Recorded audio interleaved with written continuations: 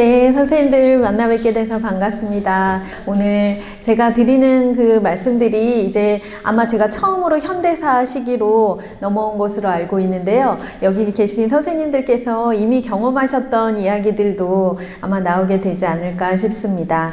그래서 중간중간에도 궁금하신 내용들 아마 많이 있으실 수도 있고 하시고 싶은 말씀도 있으실 거라 생각되는데요. 쉬는 시간까지 이렇게 저렇게 많은 생각들 해주시고 끝나고 나서도 질의응답 해주시면 저하고 함께 즐거운 이야기로 오늘 수업이 이어져 갔으면 좋겠습니다.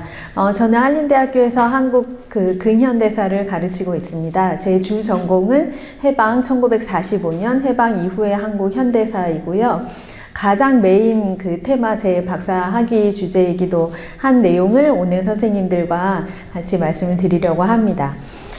먼저 난민이라고 하는 주제를 들으시고 해방 후인데 난민이라는 주제가 우리 역사에서 왜 이렇게 대두되는가, 왜 이 주제가 나왔는가 궁금해 하실 수 있을 것 같은데요. 왜 난민이라는 주제를 역사 연구로 하는가 하는 부분이 첫 번째 오늘의 주제입니다.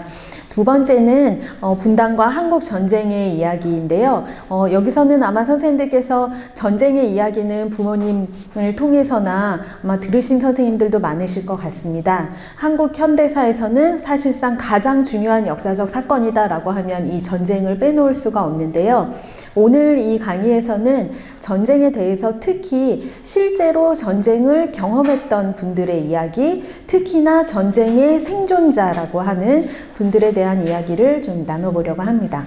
마지막으로는 이렇게 이 당시에 특히 50년대 시기, 60년대 전반 시기까지 당시 한국 사회에서도 난민이라고 불렸던 분들이 한국에서 어떻게 정착해서 오늘날까지 우리와 함께 살아왔는가 하는 정착 과정과 그 의미에 대해서 같이 보시도록 하겠습니다.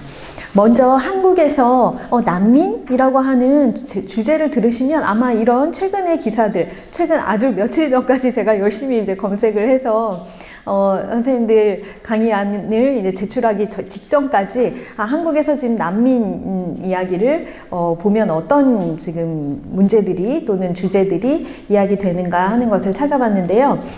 먼저 여기 기사 보시는 것처럼 국가인권위원회에서 난민 소송 중인 외국인에 대한 구금을 일시 해제를 할 필요가 있다라고 하는 내용의 기사가 나와 있고요. 두 번째 보시면 예멘 난민 품어준 평화의 섬, 이제 제주도의 이야기죠. 이 예멘 난민에 대한 이야기들도 아마 선생님들께서 불과 몇 년 되지 않은 이야기여서 많이 기억들 하고 계시리라 생각이 듭니다. 즉 한국에서는 난민이라고 하는 주제를 금방 떠올리시게 되면 당연히 선생님들의 어떤 머릿속에 떠오르시는 인상은 외국인, 그리고 우리와 다른 인종, 그리고 이 사람들을 우리가 받아들여야 될 것인가 말 것인가 하는 문제라고 하는 것이 대번에 이제 떠오르실 텐데요.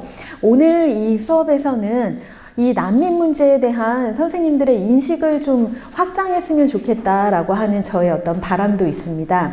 제가 이 관련해서 작년에 책을 냈는데요. 그 책에서도 제가 과감하게 1945년 해방부터 60년대를 다루고 있는 역사 연구에 난민이란 제목을 썼습니다.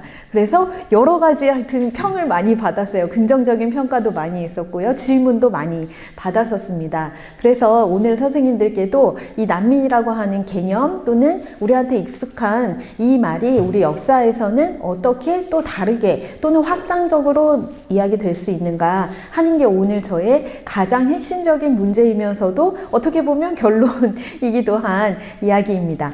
어쨌든요, 지금 그러면 선생님들께서 생각하시는, 그리고 국제적으로 이야기되는 개념화한 이 난민이라고 하는 이 존재들은 어떻게 구분되고 있는가 하는 것을 자료로 먼저 제가 보여드리려고 가지고 왔는데요.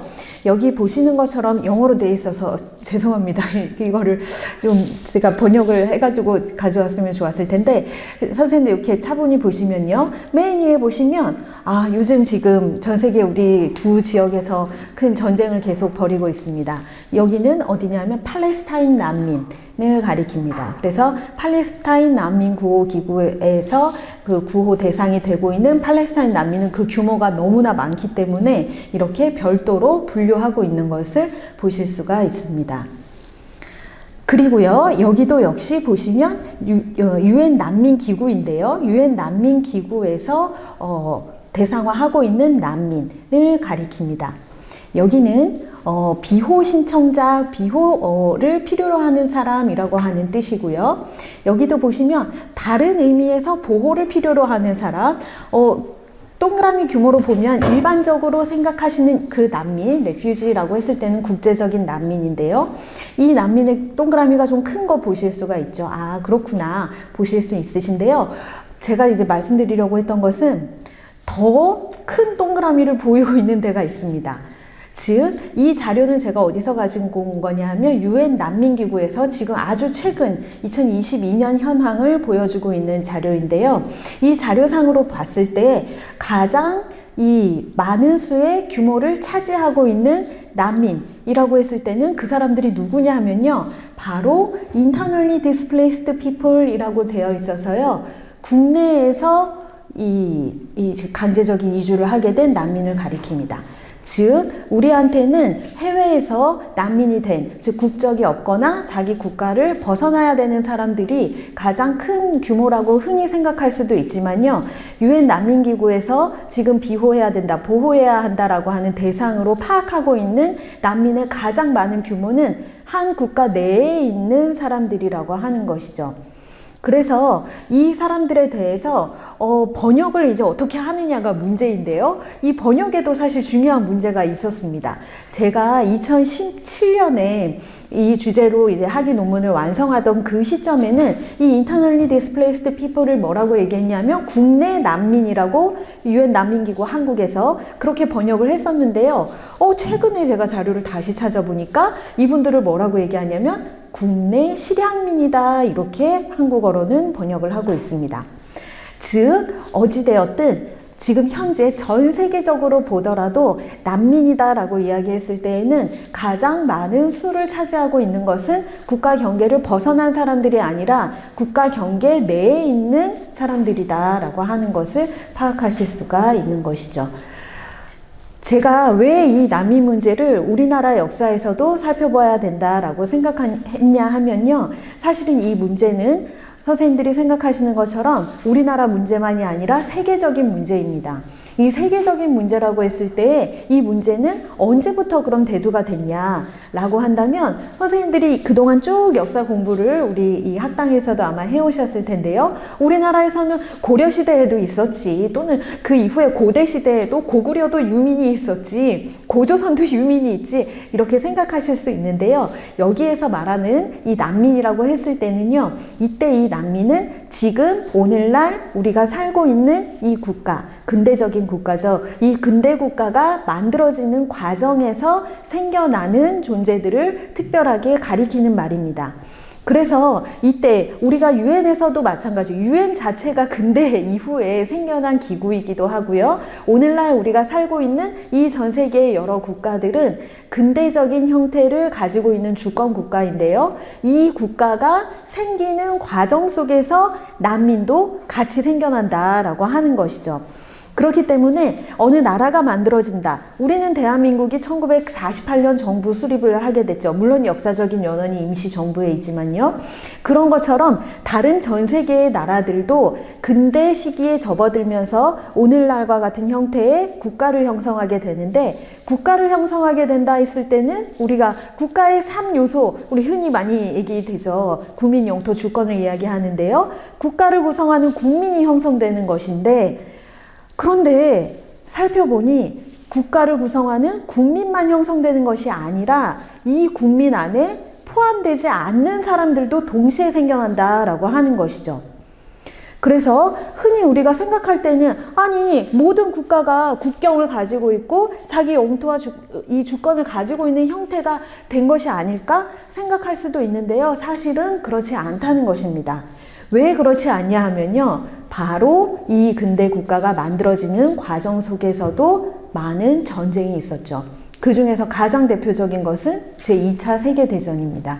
그래서 제2차 세계대전이 끝나면서 우리 한국도 일제 식민지였다가 해방을 하게 되었고요. 많은 유럽의 국가들도 큰 전쟁을 겪은 이후에 지금의 형태의 국가를 형성하게 되는데, 그 과정에서 국가 내에 있는 국민만 있는 것이 아니라 이 국가 내에 포함되지 못하는 난민들이 동시에 발생했다라는 것을 제가 얘기한 것은 아니고요. 한나 아렌트라고 하는 아주 유명한 이 정치 철학자가 이 당시 2차 세계대전 후에 유럽 상황을 보고서 이렇게 말을 합니다. 그래서 이 사람이 봤을 때는 국가 경계 안에 포함되지 못하는 사람도 생겨나고, 그런데 국가 안을 다시 잘 들여다보니 국가 안에 있더라도 사람이, 그럼 우리가 주권을 이야기하는데요. 정치적인 주권은 물론 우리나라도 그렇고 다른 나라들도 대체로 1인 1표제를 지금 실시하고 있는 주권 국가죠.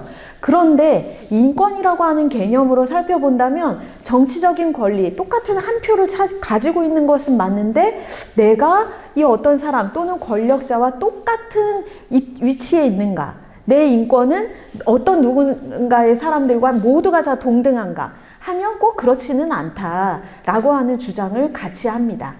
어쨌든 그래서 이 한나 아렌트라고 하는 학자는 국가 외의 난민뿐만 아니라 국가 내에서도 인권이 보장되지 않는 사람이 있다. 아감벤이라고 하는 또 철학자는요, 최근에 이제 많은 연구자들이 이 아감벤에 주목하기도 하는데요. 뭐라고 얘기하냐 하면요, 실제로 배제되는 사람이 있고 정치적으로 주권자가 따로 있다. 그러니까 우리가 사실은 형식상, 그리고 당연히 법적, 제도적으로 한 표, 똑같은 정치적 주권을 가지고 있지만 실제 사회적으로는, 또 경제적으로, 문화적으로 여러 가지 측면에서 봤을 때에는 과연 이 권리라고 하는 것은 모든 사람에게 동등하냐? 라고 하면 그렇지 않을 수 있다라고 하는 문제 제기를 하고 있습니다. 제가 주요하게 봤던 이 엠마 하다드라고 하는 학자도 영국에서 지금 이 난민 문제에 관해서 많은 연구와 또 국제 정책을 만드는 데 기여를 하고 있는 분인데요. 이분이 이제 하는 얘기가 근대적인 현상이자 국가 건설 과정의 필수였고, 난민이 분할된 주권 국가가 나뉘어지고 있을 때 나오는 결과이면서도, 그렇다면 과연 누가 국민이 되고 누가 난민이 될까요? 이 문제가 우리한테도 중요한 문제로 대두가 된다는 것이죠. 그래서 이 국가를 형성하는 과정을 살펴볼 때 난민이라고 하는 존재가 오히려 누가 국민이냐? 그럼 나는 왜 난민이 됐을까? 나는 왜 국민이 되고 싶은데 왜 되지 못했을까? 이런 질문들이 나오게 된다는 것입니다. 그래서 이 국가 내부에서 난민이 주권을 가지는가, 이런 문제 제기들이 제가 처음 시작한 것이 아니고 오래전부터 여러 학자들이 해왔다는 것이고요. 아까 그 통계에서 보셨던 것처럼 레퓨지라고 했을 때에는 국가 경계를 넘어선 난민을 가리키고요. IDP라고 했을 때에는 국내 난민, 또는 최근의 한국어로는 국내 실향민으로 번역되는 용어입니다. 그렇다면 이 IDP라고 했을 때의 이 국내 난민 또는 실향민은 당연히 국가 경계 안에 있는 것이죠. 안에 있기 때문에 레퓨지하고는 성격이 다릅니다. 국적이 있는 상태고요. 그런데 이 사람들의 상태는, 국적은 가지고 있다고 하더라도 국민과 동등한 상태에 있지는 못하다. 그럼 왜 동등한 상태에 있지 못하냐 하는 원인이 중요하겠죠. 왜 어떤 사람은 국민인데 어떤 사람은 국민이라고 하기에는 어려운 상태에 있는가 하는 겁니다. 그 결정을 과연 누가 하냐 하는 것이죠. 그래서 첫 번째로 살펴볼 것이요, 국내외로 이러한 난민이라는 존재가 왜 발생하는가 하는 문제부터 선생님들과 살펴보기로 하겠습니다. 뿐만 아니라 이렇게 난민이 발생했다고 했을 때, 아까 통계상으로도 전 세계로 보았을 때도 엄청난 많은 수의 국내 난민들이 지금 있는 상태인데요. 지금 현재 이 사람들이, 난민 상태에 있는 이 사람들을 어떻게 해야 할까 하는 것이 우리한테도 전 세계적으로도 중요한 문제이기도 합니다. 그래서 이 사람들이 등장했을 때, 문제시 됐을 때에 정부는 무엇을 해야 했을까요? 이게 바로 오늘의 주제입니다. 이때 정부는 당연히 한국 정부입니다. 그래서 우리나라 역사에서도 우리는 지금 이런 상황을 경험하고 있지는 않습니다. 대규모의 국내 난민이 있거나 하지 않죠. 우리나라는 지금 현재는 국외 난민이 우리나라에 들어오고 있는 상황이지만 우리의 역사를 한 60년, 70년 전으로 거슬러 올라가면 우리도 우리 안에 이 국내 난민이라고 하는 사람들이 아주 많이 있었습니다. 제가 오늘 통계들도 구체적으로 좀 보여드리겠습니다. 그래서 해방부터 1960년대 한국의 난민인데요. 이 한국의 난민이 왜 발생했는가 선생님들께서는 이미 벌써 답을 다 알고 계시죠. 왜냐하면 한국은 해방되고 이 국가를 수립할 때 분단돼서 두 개의 국가가 생겨났고 그 이후에도 큰 전쟁을 겪었기 때문에 이 엄청난 사건 이후에 많은 수의 난민이라고 하는 사람들이 생겨났겠구나 하는 것을 아마 짐작하실 수 있을 겁니다. 그렇다면 중요한 문제가 한 가지 또 있는데요. 이건 어떻게 보면 한국 현대사 연구의 흐름일 수도 있는데 한국 전쟁이라고 또는 6.25 전쟁이라고 했을 때 선생님들께서는 막연한 어떤 이미지들 이런 것들도 떠올리시겠지만 연구의 흐름으로 볼 때는 이 전쟁 연구는 아주 철저하게 누가 일으켰는가, 왜 일으켰는가 하는 것에 초점이 좀 맞춰져 있었습니다. 오랜 시간 동안 좀 그런 경향이 있었어요. 그런데 사실은 지금은 아무도 부정하지 않죠. 북한의 남침이었다고 하는 거, 이미 계획되어 있었던 남침이었다는 것은 이미 다 밝혀진 사실입니다. 그렇다면 우리가 6.25 전쟁, 한국 전쟁을 공부하고 연구한다고 했을 때에는 이제 그럼 뭘 연구하냐? 모든 것이 다 밝혀졌냐? 그렇지는 않다는 것이죠. 왜냐하면 이 전쟁은 우리 한국 사회에 또는 많은 사람들에게 크고 작은 영향을 아주 많이 미쳤기 때문입니다. 그래서 이 오늘의 주제는 한국 전쟁의 연구사적 흐름에서 보았을 때도 국제 정치적인 외교적인 문제뿐만이 아니라 한국 사회에 실질적으로 어떠한 영향을 미쳤는가 하는 것을 보실 수가 있습니다. 그런데요, 이 한국전쟁 연구에서 사람들, 특히 누가 피해를 입었을까라고 하는 문제에 대해서 이전에는 보통은 조심스럽게 말씀드리자면 그 돌아가신 죽은 사람에 대한 연구가 먼저 됐었습니다. 왜 민간인이 학살됐는가? 보도연맹 사건은 아직도 밝혀지지 않았다. 한국 정부는 왜 한국 국민들을 이 피해를 입혔는가? 이런 주제가 사실은 먼저 관심이었는데 저의 이런 어떤 관심은 돌아가신 분들이 있다면 생존한 분들이 있다. 그 생존한 분들은 지금까지도 계속해서 이 전쟁의 기억과 경험을 가지고 살고 계시다. 이분들의 경험은 어떻게 역사가 될 것이냐 하는 게 관심이었습니다.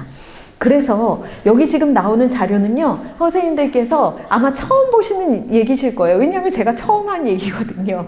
그래서 한국의 이 현대사의 흐름을 제가 난민이라고 하는 개념으로 개념화를 해보자, 우리의 역사를. 그랬을 때 모든 사람이 다 난민이 당연히 아니고요. 어떤 사람이 왜 난민이 되었을까, 왜 난민이라고 불렸을까 하는 것을 제가 구분을 해본 거예요. 이 구분을 하니까 많은 비판이 있었습니다. 이 정확하냐? 처음 하는 얘기니까요. 원래 약간 뭔가를 처음 이렇게 시도하면 기존의 어떤 논의와 다른 경우에 많은 어떤 비판도 받게 되죠. 그래서 많은 비판도 받기도 했었는데요. 어쨌든 선생님들께서는 어떻게 생각하시는지 말씀드려 보겠습니다. 먼저 한국의 난민이라고 했을 때는요, 그 계기를 보시면 아까 제가 말씀드린 일단 한국 전쟁이 있습니다. 그런데 한국에서는 사실상 이 전쟁과 비슷한 전시 상태라고 하는 상태가 한국 전쟁 이전에도 있었죠. 최근에는 이제 많은 특별법까지 제정이 가게 된 제주 4.3 사건, 여수 순천 사건과 같은 사건들도 있고요. 해방 자체도 사실은 한국 안에서는 많은 사람들이 이주를 하게 되는 계기이기도 했었습니다. 그래서 그 당시에 어떤 사람들을 난민이라고 실제로 불렀을까라고 보시면요. 귀환민. 일제 시기에 해외에서 거주하시다가 한국으로 다시 고국으로 돌아오신 분들, 돌아왔지만 막상 어디로 가야 될지, 집도 마련되어 있지 않고 재산도 없고 난민 상태에 있다라고 하는 겁니다. 또 한편으로는요, 월남하신 분들입니다. 제가 이 표를 만든 기준은 철저하게 우리 대한민국 기준입니다. 그래서 당연히 우리가 시야를 넓히면 더 다른 많은 분들이 이게 다시 또 등장하지만 제 관심은 일단 한국에 있기 때문에요. 그래서 월남, 북한에서 월남에서 피난 오신 분들, 또 소개민이라고 하는데요. 우리가 피난을 선생님들 그 말씀 혹시 들으신 분들도 계시겠지만 난리가 났다, 전쟁이 났다, 피난을 가야 된다 할 때 자기가 원해서 피난을 가는 경우는 잘 없습니다. 어쩔 수 없이 가게 되겠죠. 그래서 그 어쩔 수 없는 상황이 뭐냐면 바로 소개라고 하는 거예요. 그래서 이 지역을 비워라 라고 하는 겁니다. 지금도 전쟁을 하고 있을 때 비워라, 나가라, 여기를 폭격할 거다 하잖아요. 그 정책이 바로 소개여서 소개된 사람, 피난하는 사람을 가리킵니다. 또 한편으로는 시대를 조금 넘어가면 60년대로 가면요, 제가 사회형이라고 하는 것으로 분류를 했는데요.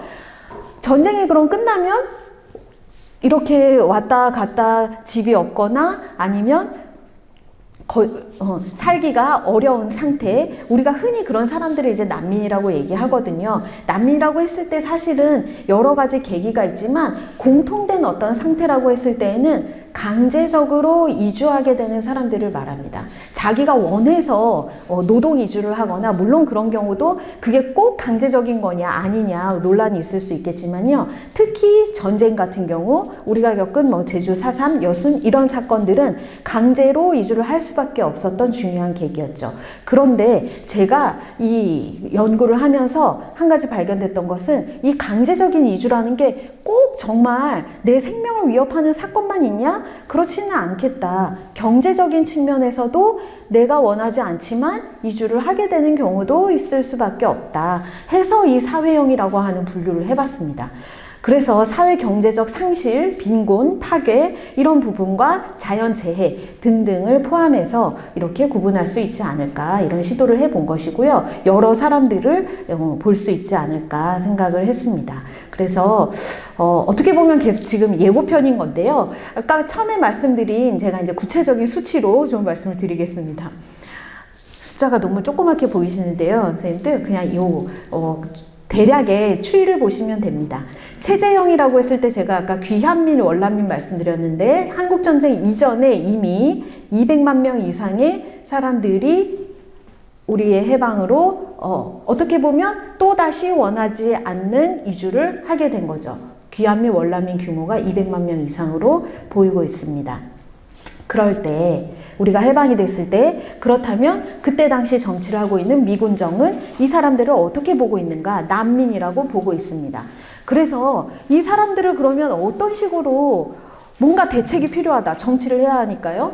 대책이 필요하다 하는데 이 사람들에 대한 인식이 좀 양가적으로 나뉘어져 있습니다. 첫 번째가 뭐냐 하면 정보를 수집하는 것으로 이용해야 되겠다. 이 사람들은 해외에 살고 있었거나 또는 이북에서 내려왔다라고 한다면 뭔가 정보가 있을 수 있다 라고 하는 내용이 있고요. 또 한편으로는 뭐가 있냐 하면 이 사람들이 집이 없는 상태로 도시에 임시적인 형태로 살고 있는 것을 어떻게 해결해야 할까 하는 고민을 하게 됩니다. 그래서 이 주택을 만들어야 된다. 또는 일제의 관리나 총독부가 남기고 간 재산, 적산 가옥이라고 하는데요. 남겨져 있는 재산이나 건물들을 문을 열어라. 이 사람들이 여기 들어와야 된다. 라는 것을 시도를 하죠. 그렇지만 성공하지 못합니다. 물론 기간이 짧기도 했지만요. 그 다음에 또 한편으로는 미군정에서는 대도시에 들어오는 난민뿐만이 아니라 이 시기에 48년부터 제주 4.3 사건이 시작되면서 강제적인 이주가 생겨나게 되죠. 요 자료는 4.3 평화재단에서 이제 희생됐던 사망하신 분들에 대한 자료이지만요. 사실은 제주 4.3이라고 했을 때에도 생존자분들 중에는 상당수가 강제 이주를 경험했던 분들이기도 했었습니다. 그래서 당시에 강제로 아까 말씀드린 소개가 이루어져서 해안선으로부터는 해안선 가까이 있는 지역은 통행을 금지한다. 위반할 경우에 총살한다. 라는 명령이 있었고요. 중산간 마을 같은 경우에도 초토화 작전이기 때문에 때문에 해안 마을로 이주를 해야 한다라고 하는 소개령이 발동이 됐습니다. 그 이후에 계엄령 이후에는 정말 이 제주도에서 많은 이 진압작전이 벌어지게 됐었던 것이죠. 그래서 당시에 제주 인구의 3분의 1은 일단 집을 떠나서 이주를 해야 하는 난민 상태에 있습니다.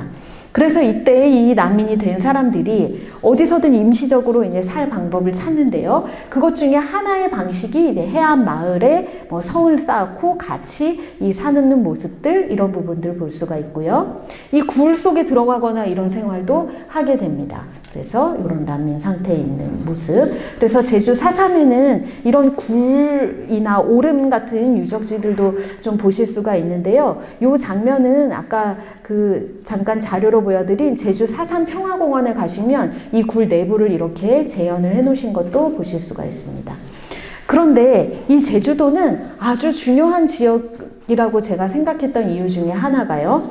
바로 이 정착의 문제입니다. 왜냐하면 앞서 보신 대로 조그만 섬에서 8, 9만 명이 다 이주를 한 상태였다가 그러면 이 제주 4.3이 이제 끝났다라고 하면 이 분들이 어떻게 됐을까요?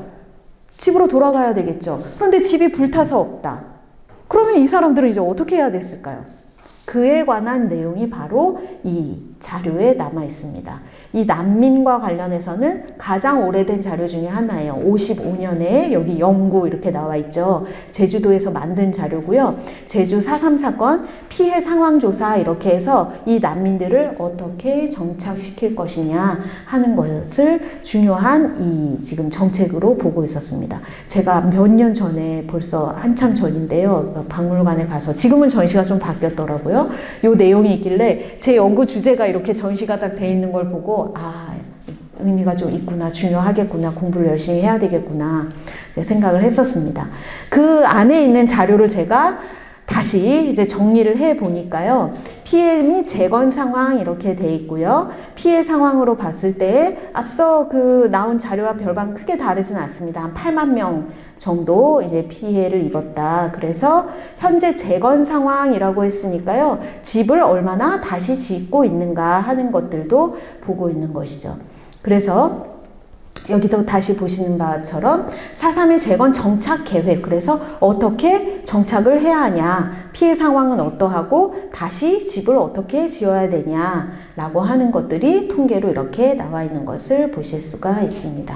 그래서 한국에서도 이런 사건 후에 그 사망한 피해자 말고 생존자들이 이후에 어떻게 정착할까 하는 부분에 대한 말씀을 지금 드리고 있고요. 여수 순천에서도 역시 마찬가지입니다. 그래서 많은 사람들이 사실은 평범한 사람들은 전투를 하는 사람들이 물론 있긴 하지만 평범한 사람들의 피해라고 하는 것도 아주 크죠. 그래서 사실은 제가 주목하는 것은 어떤 사건이 벌어졌을 때 한국전쟁도 마찬가지인데 그 결정권을 가지고 있는 사람들은 그렇게까지 자기 자신에 대한 피해라고 하는 것은 보통 사람이 겪는 것보다는 그렇게 크지 않을 수도 있습니다. 왜냐하면 큰 사건이 전쟁이 벌어졌다. 그러면 선생님들의 아들들, 나중에 전쟁이 벌어지면 제 아들 애기지만요. 이 평범한 사람들이 전쟁터에 나가야 되는 이런 상황이라고 하는 것에 대한 제 문제의식이 있었던 것이고요. 그렇다고 했을 때 빨치산에 의해서도 또는 토벌에 의해서도 보통의 사람들은 집을 비워야 될 수밖에 없는 이런 상황이 되는 것이죠. 이런 상황이 여수 순천 18여 명이 아니고 18만으로 추정을 하고 있습니다. 많은 수가 이 집을 떠나야 되는 상황에 있었다라는 것을 보여드리는 것이고요. 오늘의 이제 메인 테마이기도 한 전쟁 피난인데요. 전쟁 피난은요. 숫자가 계속 왔다 갔다 합니다. 합계를 선생님들 보시면 51년 우리가 1.4 후퇴다라고 하면 51년 1월 4일 우리가 서울을 뺏기고 후퇴하게 된 그 시기인데요. 50년 겨울부터 51년에 이르는 그 기간 동안 가장 많은 수의 난민이 발생했었습니다. 국방부 자료에서는 보니까 640만 명까지 통계를 내고 있는 자료도 있는데요. 제가 당시 사회부와 언택이라고 하는 것은 UN 민간원조사령부, 미군의 UN 군 산하의 기구입니다. 거기서 보니까 540만 명 이상, 52년이 한 해가 바뀌었죠. 한 해가 바뀌어도 440만 명 이상, 봄이 되었을 때도 270만 명, 요 시기에 전쟁이 거의 끝나기 직전에도 280만 명 정도의 수가 보이고 있습니다. 이 얘기인 즉슨요, 가장 많이 움직일 때, 사람들이 피난을 해야 됐을 때에는 국방부의 자료로는 600만 명 이상이 이동을 하고 있고, 사회부의 자료만으로도 540만 명, 전 인구의 4분의 1 이상이 이주를 하고 있는 것입니다. 강제적으로 피난을 하고 있는 상태죠. 그러면 시간이 지날수록 당연히 숫자는 줄어들어야 됩니다. 왜냐하면 우리 한국전쟁도 51년 여름이 되면 바로 휴전 협상에 들어가죠. 협상이 2년이 걸렸던 것인데요. 협상에 들어가면서 전선이 이 38선 근처에서 이 고지 전투가 이루어지고 있는 것이기 때문에 이 시기가 지나게 되면 다른 아랫 지역에서는 자기 집으로 돌아가게 됩니다. 그러니까 당연히 난민 수는 줄어들게 되죠. 그런데 제가 주목했던 것은 많이 줄고 있는데도 280만 명이나 역시 계속 난민 상태다라고 하는 겁니다. 그러면 이 사람들은 과연 언제 집으로 돌아갈 것이냐 하는 게 이제 문제고요. 전쟁이 끝나기 지금 한 달 전인데요. 53년 7월 27일에 우리가 전전을 했으니까요. 한 달 전에도 280만 명이나 지금 피난을 하고 있는 상태면 이 사람들이 전쟁이 끝난 직후에 언제 집으로 돌아갈지, 어떻게 돌아갈지 의 문제가 생깁니다. 그런데 더 중요한 문제가 사실 한 가지 더 남아 있습니다. 뭐냐면요. 여기 지금 보시면 From North Korea라고 되어 있어요. 한국 민간 원조 사령부 미국 원조 기구인데요. 그 자료에서 보면 한국에 대한 관심을 당연히 많이 가지고 있습니다. 어떻게 원조할지도 관심인데 이 한국 사회, 한국 정부가 안정되지 않으면 미국 입장에서는 아주 불안한 상태이기 때문에 계속해서 전쟁 때도 참전을 한 것이고 그 이후에도 한국의 상황에 대해서 계속 사실상 많은 관심과 원조를 하고 있는 상태죠. 그래서 한국의 상황을 파악해 보니 Refugees in Republic of Korea라고 되어 있습니다. 이때는 당시의 사람들을 레퓨지, 난민이라고 미국 원조기구에서도 지칭하고 있는데요. 뭐라고 보고 있냐면 통계를 내고 있냐면요. 이게 이제 10만 명, 90만 명, 85만 명 이렇게 되는 숫자인데 가장 많은 수 맨 위에 있는 이 실선은 누구냐 하면 From North Korea. 누굴까요? 이북에서 온 난민들. 지금 요 리퍼블릭 오브 코리아니까 대한민국 이야기하는 것이고요. 그 사람들이 제일 많습니다. 이게 지금 54년 6월까지 시점으로 보더라도 80만 명의 수가 있습니다. From 서울 돼 있습니다. 서울에서 온 피난민도 많습니다. 수가 점점 줄죠. 당연히 줄죠. 왜냐하면 전쟁이 끝나면 서울 고향인 사람들이 다시 돌아가니까요. From other provinces 돼 있어서 같은 도 내에서 피난한 사람들, 다른 도로 피난한 사람들, displaced within own province에서 자기 도 안에서 피난한 사람들. 이 자료 하나만 보셔도 선생님들께서는 많은 정말 이 정보를 이해하실 수가 있죠. 많은 사람들이 피난을 하고 있었다는 것도 보실 수가 있고요. 출신 지역이 어디냐, 어디 지역 사람들이 제일 많이 피난을 했냐 한다면 이북 출신의 사람들이 가장 많이 피난을 지금 한 상태구나 하는 것을 보실 수가 있습니다. 여기서 이제 중요한 포인트가 있습니다. 이렇게 가장 많은 수를 차지하는 난민들은 집에 돌아갈 수가 없는 거죠. 그렇기 때문에 서울 출신이든 다른 도든 우리 도 아니든 우리가 마음을 먹으면 집에 돌아갈 수 있지만 아까 실선으로 본 이 사람들은 돌아갈 수가 없다. 이걸 선생님들께서 기억을 해주시면 됩니다. 그렇다면 이렇게 많은 사람들 200만 명, 크게는 500만 명, 600만 명이 피난을 하는데 이 피난이 어떻게 이루어졌는지 선생님들 아시나요? 머릿속에 떠오르시는 거 있으시죠? 영화 국제시장에 배 타고 내려가는 흥남에서 한겨울에 메로디스 빅토리오 호를 타고서 막 철수해서 부산까지 온 분들에 대한 이미지가 잘 이렇게 떠오르실 텐데요. 사실은 그 피난 장면은 아주 극히 정말 요만큼 피난의 여러 가지 수백만 가지 이야기 중에 하나라고 사실은 생각해 주시면 좋겠습니다. 그런데 너무 압도적이죠. 우리의 기억 속에는. 그렇지만 정말 많은 사람들은 그 동해안 배를 타고 온 피난뿐만이 아니라 정말 수많은 경로와 방식으로 피난을 하고 있었습니다. 제가 여기서 포인트를 하나 잡아봤는데요. 그러면 그렇게 많이 움직이고 있는 사람들이 전쟁을 저희가 3년 동안 일단 했다. 또 1년 동안은 어쨌든 휴전협상 전까지는 집에 못 돌아갔다. 라고 한다면 짧게는 한 6개월에서 길게는 정말 한 2, 3년 동안 피난 생활을 해야 되잖아요. 그 피난 생활을 어떻게 했을까요? 아마 선생님들께서는 이제 막 그 판자촌 이런 것들도 학고방이라고 불렸던 것들도 떠오르시는 분도 계실 거고요. 수용소 같은 형태가 떠오르시는 선생님도 있으실 거예요. 수용소라는 말도 떠오르실 수 있을 텐데요. 사실은 제가 곰곰이 이제 생각을 해보고 자료를 보다 보니 피난 생활에서 가장 중요한 것은 남의 집에 들어가서 살아야 되는 겁니다. 왜냐하면 수용소가 전국 방방곡곡에 다 있는 게 아니잖아요. 그런데 4분의 1, 인구의 4분의 1이 피난을 하고 있는데 수용소를 그만큼 지을 수도 없고요. 학고방도 당장에 집을 그렇게 지을 수 없습니다. 그래서 어떻게 하냐면 원래 집이 있는 사람한테 방 한 칸을 좀 내놓으시오. 아까 적산가옥이다. 건물을 내놓으시오. 라고 하게 되는 거죠. 그래서 그 내용이 법으로 규정이 되어 있습니다. 그게 바로 뭐냐면 피난민 수용에 관한 임시조치법이에요.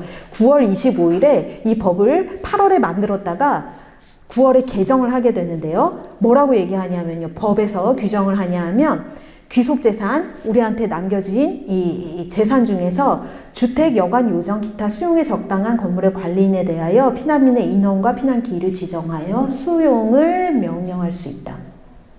라고 합니다.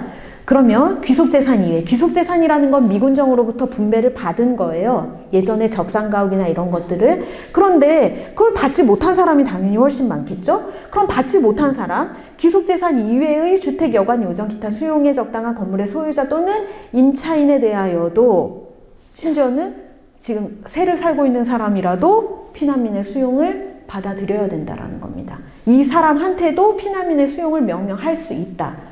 여기서 이제 중요한 것은요. 개정 내용인데요. 그 개정 내용이 뭐냐 하면 벌금 또는 구류, 과료에 처한다. 처벌 규정을 만들었다는 거예요.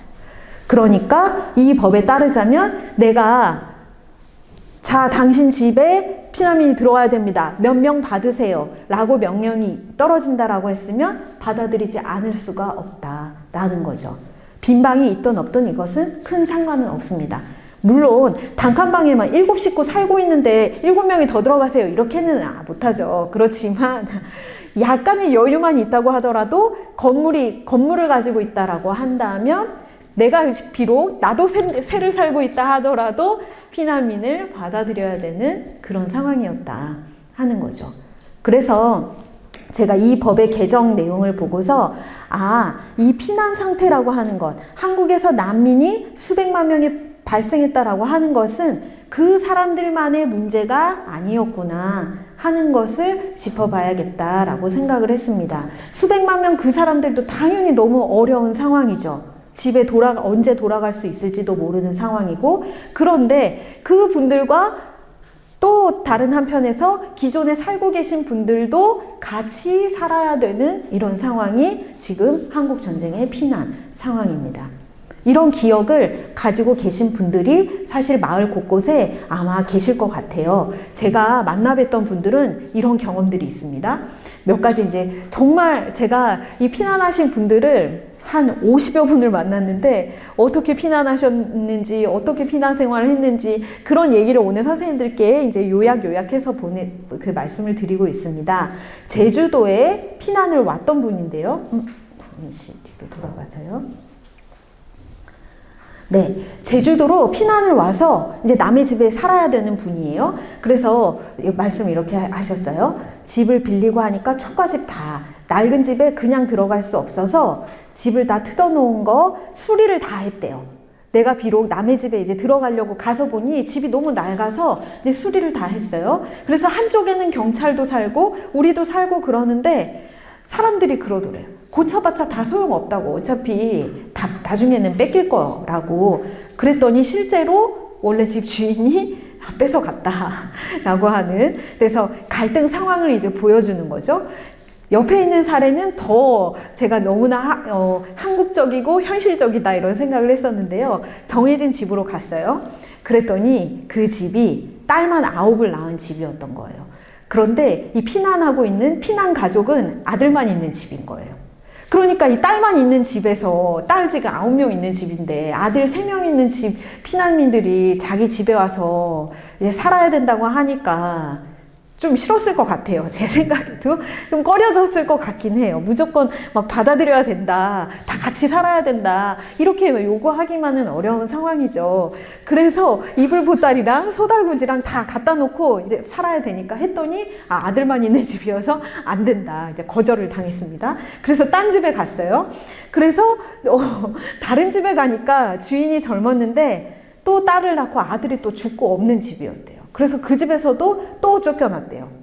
그러니까 이분이 이제 몇 집을 거쳐서 결국에 다른 집에 이제 가게 되는데, 이런 장면들을 보면 너무나 우리가 충분히 이해할 만한 상황들이죠. 그래서 피난하는 난민 상태에 있는 분들 뿐만이 아니라 이분들과 함께 우리가 살아야 되는 이런 경험 속에서 우리 역사가 지금 진행이 되어 왔습니다. 그렇다면 한국 정부는 뭘 하고 있었을까요? 여기서 또 뭔가 약간 오해를 살 만한 이야기라고 저는 생각하는데요. 한국 전쟁기, 한국 정부라고 하면 선생님들 뭐라고 바로 아마 생각이 드실 거냐. 무능하다, 도망갔다. 이승만 대통령이 먼저 도망갔다, 다리를 먼저 폭파시켜버렸다, 이런 이야기들이 아마 떠오르실 텐데, 사실은 그게 전부는 아닙니다. 그래서 정부가 엄연히 지금 있는 상태이기 때문에 국가에서 전쟁이 벌어졌다라고 한다면 이 국가는 이 지금 위기 상황을 어떤 방식으로든 뭔가 대응은 하고 있어야 됐겠죠. 그래서 그 대응 내용이 바로 이런 지침들입니다. 50년 12월 15일에 가면요, 중요한 사회부에서 이 업무를 맡는데요, 피난민을 어디로 보낼 것인지, 어떻게 구호할 것인지 아주 상세한 이 지침이 나와 있습니다. 그래서 보시면요, 이북의 황해지구에 있는 피난민은 인천을 경유해서 당연히 서쪽으로 와야 되겠죠. 황해도가 서쪽이니까요. 서쪽으로 와라. 이북과 개성에서는 서울 은평구 수색동입니다. 여기는 부천 소사동이고요. 여기를 거쳐서 화성 발안이죠. 여기를 통과해서 충남 아산으로 내려가라. 길이 정해져 있습니다, 사실은. 그리고 강원도 피난민은 용인을 경유해서 온양에 도착해서 남쪽으로 내려가라. 기타 피난민은 도로에, 지시한 도로로 가되 국도나 군사도로는 못 간다. 이런 지침들이 다 있었습니다. 그래서 피난 장소도 지정이 되어 있습니다. 소개 장소 1지구 경남부, 2지구 전남 전북, 3은 충남, 4는 제주도. 그래서 38 이북에서 온 사람들은 갈 곳이 사실은 지역이 정해져 있습니다. 그래서 경상도 지역으로는 못 넘어오게 하죠. 서울과 경기지구도 일반 시민은 전라남북도, 기타 피난민은 경상북도. 여기서 선생님들 아마 뭔가 생각이 좀 드시죠? 가장 많은 사람들이 피난했다고 우리한테 잘 알려져 있는 경남, 부산 지역으로는 못 가게 합니다. 왜 못 가게 할까요? 너무 많은 사람이 모여있고 있기 때문에 정부의 지침상으로는 부산으로 가세요. 부산이 안전합니다. 낙동강을 넘어선 그쪽으로 들어가야 됩니다. 경남으로 가세요. 이런 지침은 없습니다. 그래서 그렇다면 우리가 이 피난의 상황도 사람들이 안전하다라고 생각하는 곳에 다 몰리는데 정부에서는 거기로만 가면 안 됩니다 라고 지시를 지금 하고 있었던 상황을 보실 수가 있습니다.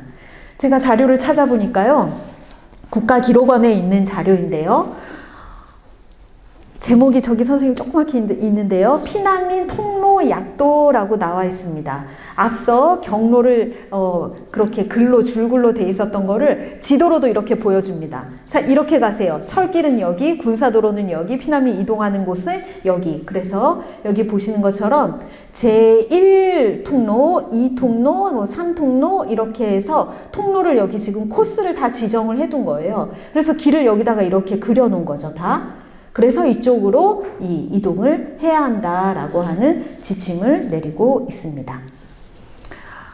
이 자료는 대한민국 역사박물관에서 2015년에 제가 기억하기로는 전시를 아마 했었던 걸로 기억이 나는데요. 2020년에 그 6.25 전쟁 몇 주년을 기념해서 한 전쟁 그 전시에서 보시면요, 이거 한 분의 피난 경로예요. 한 사람의 피난 경로예요. 그래서 피난기를 쓴 어떤 분이 자료를 박물관에 기증을 하면서 박물관에서 그 자료에 따라서 이분의 피난 경로를 다 찍어 보니까요, 이렇게 돼요. 요 빨간색과 파란색입니다. 여기서 시작해서 밑으로 내려갔다가요, 이렇게 갔다가 다시 이쪽으로 갔다가 부산에 갔다가 다시 이제 고향으로 이제 돌아오는 요런. 그래서 요것만 보더라도 부산에서 이제 아마도 피난 생활을 얼마 정도 했었던 걸로 보이지만 거기까지 가는 길이 이렇게나 이제 복잡하다라고 하는 거죠. 그래서 피난을 선생님들, 흥남철수는 배를 한 번 타면 흥남에서 부산까지 사실은 그렇게 오게 된 모습으로 배만 타면은 됐다 라는 것처럼 영화에서도 나오지만요, 전혀 그렇지 않습니다. 이 피난길은 도중에도 계속해서 내가 여기서 과연 얼마나 살까, 살 수 있을까, 또 전투가 만약에 있다 그러면 다른 지역으로 이동해야 되고, 그런 생활들로 몇 개의 도시를 거쳐서 가는 경우가 제 생각에는 아마 더 많지 않았을까, 그렇게 생각이 들기도 합니다. 특히 선생님들께서 생각하시는 흥남철수가 동해안 지역, 우리는 그리고 부산이 임시 수도이기 때문에 부산으로의 피난이 아주 익숙한데요, 사실은 그러면 숫자로 보면, 규모로 봤을 때 동해안과 서해안은 어디가 더 많았을까요? 그렇습니다. 서해안이 더 많습니다. 그래서 서해안 지역에서 제가 이제 궁금한 거예요. 서해안에서는 대체 피난을 어떻게 했을까? 그래서 자료를 찾아보니까 이 섬들을 다 피난하는 용도로 쓰고 있었습니다. 서해안은 섬이 이제 많죠. 동해는 이제 섬이 없으니까 배를 타고 내려오는 방식인데, 그 섬의 숫자만 해도 지금 어림잡아서도 한 40개, 한 30개는 넘죠. 이런 섬들, 특히 황해도에 있는 섬들을 거쳐서 이 피난을 오게 됩니다. 선생님들 여기 숫자를 보시면요, 원주민보다 피난민이 더 많아요. 그래서 전쟁이 벌어졌을 때 동해안보다도 서해안에서는 수십 개의 섬을 통해서 섬에 피난 나온 사람들이 임시로 살다가 남쪽으로 이제 내려오죠. 왜냐하면 여기는 황해도와 지금 이 인천, 지금은 이게 이북당이 된 지역이기 때문에 남쪽으로 내려오는 이 피난 경로에서 많은 섬들이 이 피난민들의 생활 공간이 됐습니다. 제가 이걸 지도에서 이제 그려봐야 되겠다 해가지고 아까 거기에 나왔던 거를 찾아봤어요. 그랬더니 요렇게 초도라는 섬부터, 여기는 선생님들 이제 다 아시죠? 우리 백령도, 소청도, 대청도, 연평도 와 같은 이런 섬들이 이 서해안 도서 지역에 피난에서 이제 중요한 역할을 했었습니다. 이 서해안 지역으로 제가 피난했던 분들을 만나보니까요, 아주 독특한 경험들을 많이 하세요. 피난 생활을 어떻게 하냐면요, 집에 들어갔다 나갔다 하기도 해요. 몰래 밤에는 이제 그 인민군 활동이 없을 때 집에 잠깐 들어가가지고 가지고 오기도 하고, 이 섬에서 이제 살면서도 가족 일부는 집에 계시고 일부는 밖에 나와 있고, 이런 생활을 하기도 하고요. 또 어떤 경우에는 이 섬 생활이 짧지가 않아요. 1년 이상 섬에 살았다고 하는 분들도 있어요. 그래서 그러면 이 다음에 이제 어떻게 되냐? 특히 백령도를 거쳐서 많은 사람들이 이제 이때는 배를 타고 내려오죠. 섬에서 남쪽으로 내려올 때는. 그래서 우리의 군산이나 목포 이런 도시들로 피난을 내려오게 되는 경험들을 몇 분을 통해서 보기도 했었습니다. 그러면 아까 선생님들께서 통계로 보셨던 거에서 돌아가지 못하는 사람들이 있다 하는 말씀을 드렸었는데요. 여기 보시면 51년에 봄이 되었을 때는 봄이 되기 전까지는 돌아갈 수가 없습니다. 왜냐하면 전선이 계속 바뀌고 있기 때문에. 그런데 봄이 돼서부터는 복귀하는 사람들의 수가 이렇게 늘어나요. 수용하는 사람들도 물론 늘어나지만요, 피난민도 물론 1.4.5태 직후에는 크게 늘어났다가 약간 정체가 되는데요. 이 복귀라고 하는 것이 사실 아주 중요하죠. 왜냐하면 복귀를 하게 되면 더 이상 난민이 아닌 것이잖아요. 집에 다시 돌아가게 됐기 때문에. 그래서 이 복귀가 아주 중요한데, 여기서 이제 정부가 특히나 이 복귀를 강하게 요구하는, 지시하는 지역이 따로 있습니다. 어딜까요? 물론 아주 넓은 지역인데 당시 정부가 농촌 지역에 사는 사람들은 빨리 집으로 돌아가라 라고 했습니다. 왜 그랬을까요? 맞습니다. 역시 학생들한테 제가 질문했을 때 답이 한 번에 나오는 경우가 한 번도 없거든요. 그래서 맞습니다. 봄이 되었으니까 농사를 지어야 된다. 전쟁을 아무리 하고 있지만 전쟁을 하니까 식량이 더 중요하죠. 51년 농사를 짓기 위해서 집이 농촌인 사람들은 빨리 돌아가라고 합니다. 그렇지만 어떤 연구들에서도 나오는데 이승만 대통령이 서울 한강 이북은 절대 안 된다 합니다. 그래서 사람들이 서울 분들은 집에 돌아가고 싶어서 도강을 하고 몰래 강을 넘어가고 영등포에서 막 기다리고 계시잖아요. 수십만 명이.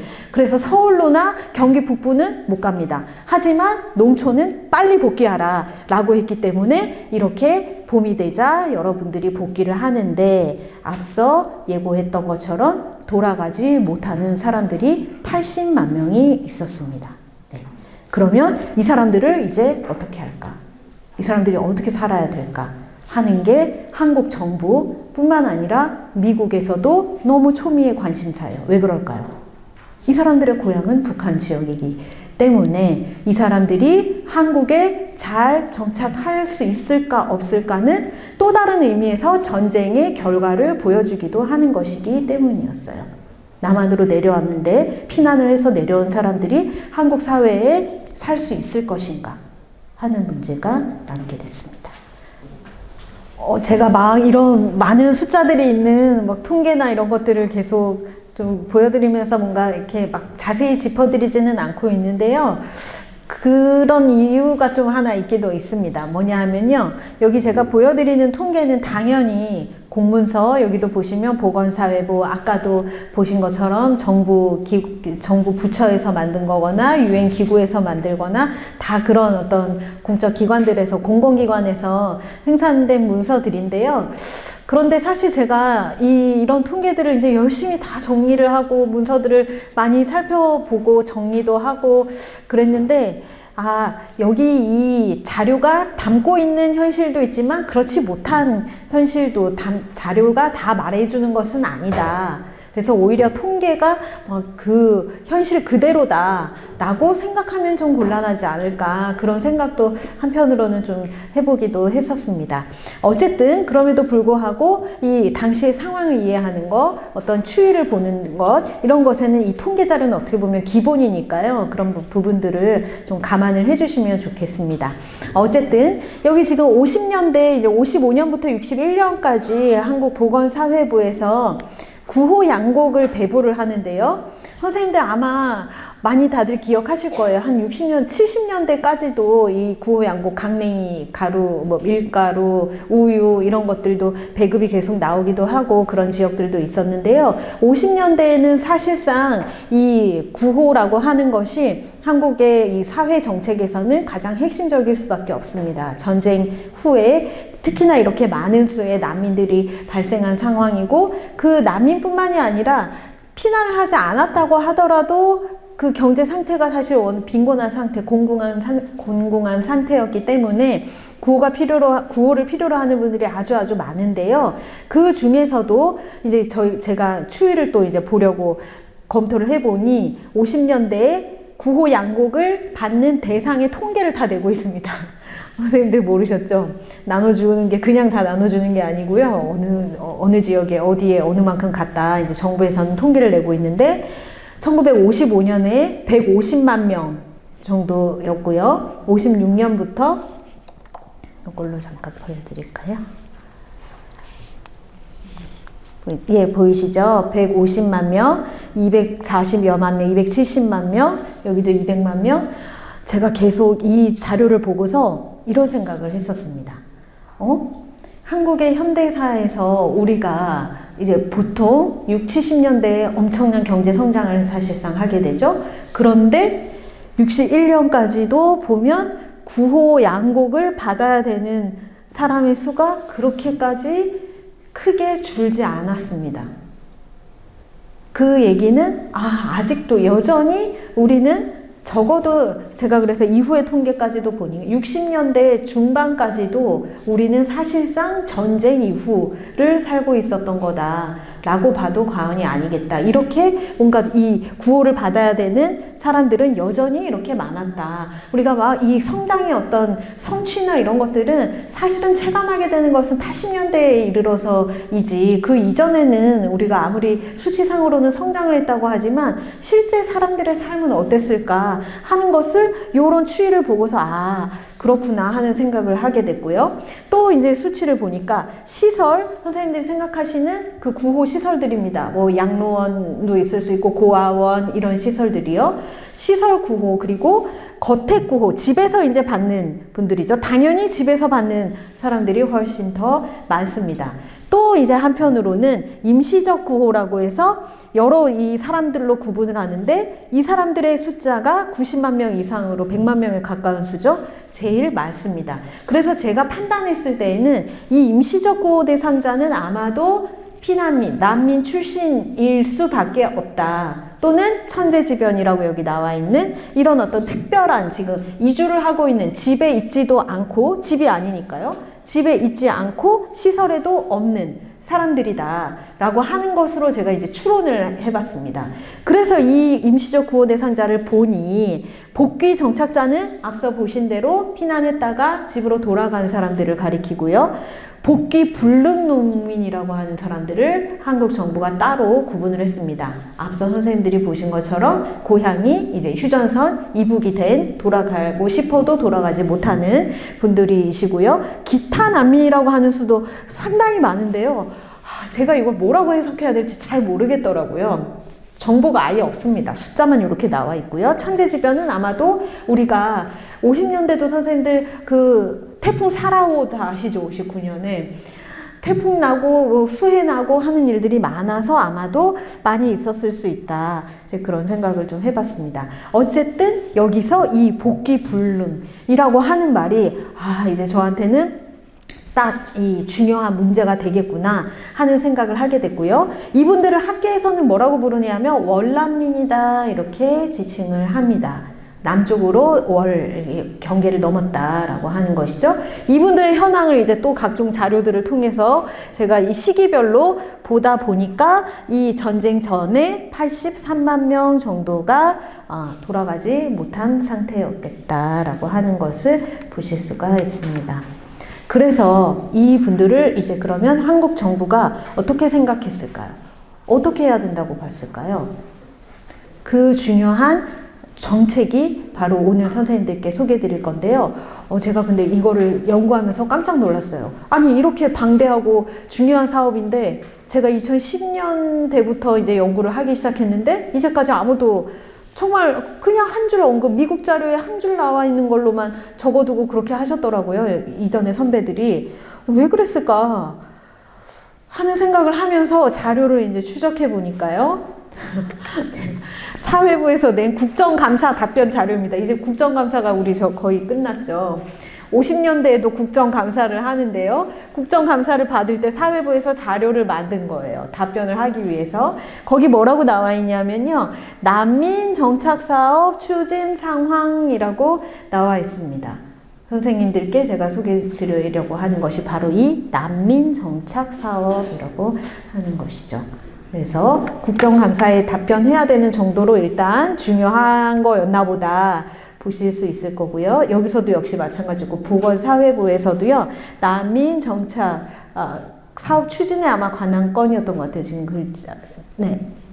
그렇죠? 난민 정착 사업 추진에 관한 건. 그래서 이렇게 보실 수가 있습니다. 이 사업은요, 1952년 전쟁을 하던 시기부터 시작이 됐는데요. 한국 정부가 단독으로 할 수는 없습니다. 뭐 어떤 사업이나 정책을 이 당시에 그렇게 할 수는 어려운 상황이었기 때문에 미국 원조기구가 같이 합니다. 미 원조기구에서요, 이 사업을 뭐라고 얘기하냐면 리세틀먼트, 정착, 재정착이거든요. and assimilation, 동화라고 하는 뜻이에요. aid to farm families라고 해서 원조를 하는데 farm이 이제 중요하겠죠. 바로 어디냐면 농촌이었습니다. 그래서 이 난민 정착 사업이라고 하는 사업을 과연 어디를 대상으로 할까요? 이 사업은 어디에서 할 수밖에 없었을까요? 이 난민들을 정착시키겠다 하는 게 한국 정부와 미국 원조기구의 방침입니다. 너무 많은 수가 있기도 하고 이 사람들이 어쨌든 한국에 이제 살아야 된다라고 했을 때 이분들은 어디에 살면 좋겠을까 생각하니 농촌. 그런데 농촌도 사실 다 농촌 나름이죠. 어떤 농촌이었을까요? 어떤 지역이었을까요? 우리나라 농촌에서는요, 선생님들도 고향이 여러 지역이실 텐데요. 집성촌에 사셨던 선생님들도 있을 것이고요. 유력한 가문이 이제 계속 내려오는 집도 있으실 수 있고요. 농촌이지만 저희 외가도 경북 상주인데 저희 동네보다 예전에 제가 그 서울 상암동에 살았었거든요. 지금은 이제 강원도 춘천에 살고 있지만 옛날 저 어릴 때 상암동보다도 외가에 가면 더 시내인 거예요. 거기는 뭐 경북 상주 중심가에 이제 살고 계셔서 그래서 어디가 여기가 시골인가 여기가 시골인가 어릴 때 약간 그런 생각도 했었던 기억이 나는데 어느 지역에 보낼까요? 보내는 방식이 이제 지역이 정해져 있는데요. 사람이 많은 곳이었을까요? 없는 곳이었을까요? 맞습니다. 농사가 잘 되고 있는 땅이었을까요? 아니었을까요? 맞습니다. 그래서 이 그림이 이제 오해를 낳을 수 있다. 제가 그래서 자료, 우리가 아무리 공문서라고 하더라도 제가 학생들한테도 역사 전공하는 학생들한테도 여러분이 생각할 때 정부가 낸 문서다. 미국 자료에 나와 있는 거다. 하면 무조건 다 신뢰할 수가 있냐? 그러면 안 된다고 사료 비판을 해야 된다라는 얘기를 많이 하거든요. 이 미국 원조기구에서 이 사업을 보시면요. 되게 너무 좋아 보이지 않으세요, 선생님들? 그쵸? 뭐를 줄 거다 얘기하냐면 구호 물자를 줄 겁니다. 양곡 그 씨앗을 줄 겁니다. 소도 줄 거고요. 농기구도 줄 거고요. 땅은 한국 정부에서 제공할 겁니다. Aid from ROK라고 돼 있는데요. ROK 하면 리퍼블릭 오브 코리아 한국을 가리키죠. 한국에서 땅은 당연히 한국 땅이니까 이건 미국 원조기구가 어떻게 할 수 없으니까 땅은 한국 정부에서 어떻게 해보세요. 그러면 우리가 나머지를 할게요. 농기구하고 비료하고 집 짓는 주택 자재까지 원조기구에서 제공할 겁니다. 이 밥그릇을 보시면 뭔가 잘못됐다 하는 것을 선생님들 생각해 보실 수 있겠죠. 이렇게 되면 이 자료가 오해를 낳게 할 수 있습니다. 그러면 이분들은 피난민이었다가 이 사업에만 참여하면 쉽게 얘기하면 뭔가 인생 역전, 대박 이렇게 되는 것처럼 보이죠. 단란한 이 가족들, 피난 가족 이렇게 보이고 있습니다. 그런데 실상은 어땠을지 이제 선생님들께서 생각을 해보시면 되겠죠. 일단 어느 땅에, 어떤 땅에 가게 됐을까부터 여기에는 그런 내용 나와 있지는 않아요. 그래서 이것만 봤을 때에는 물자도 많이 받고 심지어 소도 받고 비료까지 받고 너무 좋다. 라고 생각하실 수 있고요. 정부의 통계로만 봐도 또 여기서는 이제 통계는 중요한 그 정보를 많이 담고 있는데요. 선생님들께서 어떤 게 눈에 띄실지 모르겠습니다. 난민 정착 사업 현황이에요. 50년대 내내 합니다. 60년대 거의 직전까지 60년대 초까지 이 사업을 아주 오랫동안 했던 거죠. 거의 한 10년을 하는 건데요. 그 10년 동안 보시면요. 1,700여 개의 전국의 사업장이 있습니다. 이 사업은 어느 한 동네에만 하는 것이 아니고 전국 방방곡곡 각 지역에 다 이 사업을 하고 있었구나 하는 거 보실 수 있고요. 한 43만여 명 정도가 여기에 참여를 했다. 그 중에 비중으로는 1,400여 개가 나머지도 있긴 있어요. 뭐 어업도 있고 뭐 이런 것들이 있지만 일부이기 때문에 제가 일단 농업만 가지고 왔는데요. 전작, 이제 밭농사하거나 답작 벼농사하거나 간척을 하거나 그래서 앞서 선생님들께서 너무 잘 생각하신 것처럼 원래 땅이었던 데를 절대 보내지 않죠. 거기는 이미 땅 주인이 있을 거고 농사가 잘 되고 있는 땅에 같이 사세요 하는 것이 아니고 한국에는 임야도 많고요. 황무지도 많고요. 개간되지 않은 땅도 많고요. 심지어는 서해안에는 간척지가 아니죠. 갯벌이죠. 갯벌이 면적이 넓은 곳이 있기 때문에 여기를 가서 어떻게 하라는 거겠어요? 농토를 만들어라 하는 겁니다. 그래서 농토를 만들 때까지 아까 보신 것처럼 그러면 이 구호 양곡과 약간의 집을 지을 자재를 줄 테니 농사 지을 땅을 만들어서 거기에 살아라 하는 거죠. 그래서 이 사업은 선생님들 그럼 생각해 보시면 정부나 미국 원조기구에서 얼마나 적극적으로 하려고 했는지 이해가 잘 되시죠? 일석이조라고 당연히 생각을 합니다. 그래서 피난민이었던 사람들을 한 곳에, 그것도 사람 별로 없는 곳에 정착을 시킨다라고 하는 목표를 가지고 할 수 있고, 또 하나는 새로운 농토가 생긴다고 하는 것이죠. 지금 한국에서 50년대, 60년대까지 식량 증산은 우리한테는 너무 중요한 국가 목표였었던 거죠. 그런데 새로운 땅을 만들어서 농사를 지을 수 있게 된다? 그러면 이것만큼 사실은 우리한테 더 필요한 일이 없었는데, 이걸 할 수 있는 사람들이 이 난민 출신이다. 특히나 돌아갈 수 없는 난민들이 이거를 이제 할 수 있다라고 생각을 했었습니다.